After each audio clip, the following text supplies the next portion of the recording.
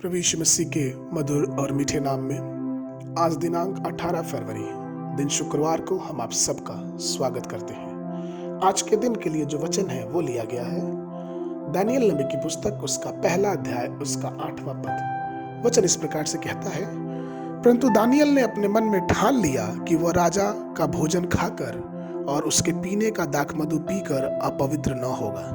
इसलिए उसने खोजे के प्रधान से विनती की कि उसे अपवित्र न होना पड़े। प्रभु में मेरे प्रिय लोगों, जैसे जैसे नया वर्ष आता है, हर वर्ष हम नया संकल्प लेते हैं, हम कुछ ठानते हैं, हम कुछ निर्णय लेते हैं। हम ये सोचते हैं कि ये जो नया वर्ष है, ये जो नया महीना है, हम अपने जीवन में हम ऐसा करेंगे, हम वैसा करेंगे, आध्यात्मिक जीवन में हम निरंतर आगे बढ़ते जाएंगे। और ठीक इसी प्रकार से एक संकल्प को हम इस पद में पढ़ते हैं।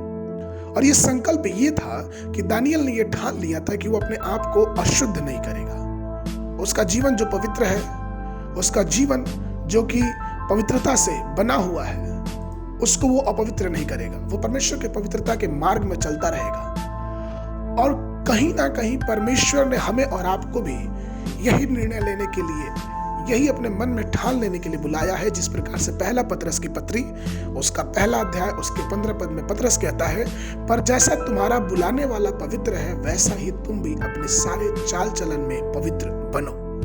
अर्थात परमेश्वर ने हमारे और आपके लिए एक सीमा का निर्धारण किया है और हमें ये चुनौती दिया है कि जिस प्रकार से यीशु मसीह चला, जिस प्रकार से संसार में रहते हुए, इस पाप में दुनिया में रहते हुए उसने अपने चाल चलन को पवित्र रखा, हमें और आपको भी इस संसार में रहते हुए अपने आप को, अपने चाल चलन को पवित्र बनाना है। ये निर्णय लेना है, ये ठान लेना है। और इस प्रकार से रोमियो की पत्री, उसके 14, उसके 13 पद वचन इस प्रकार से कहता है, वरन प्रभु यीशु मसीह को पहन लो और शरीर की अभिलाषाओं को पूरा करने का उपाय ना करो।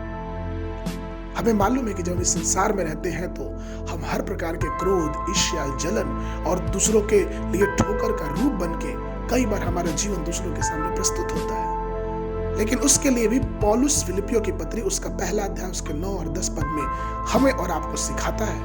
और वो ये कहता है कि और मैं यह प्रार्थना करता हूं कि तुम्हारा प्रेम, ज्ञान और सब प्रकार के विवेक सहित और भी बढ़ता जाए, यहां तक कि तुम उत्तम से उत्तम बातों को प्रिय जानो और मसीह के दिन तक सच्चे बने रहो और ठोकर ना खाओ। सबसे बड़ी चीज हमें संकल्प करना है कि हमारा जो अपराध है, हमारी जो चाल चलन है, जब वो परखा जाए तो वो पवित्र निकले।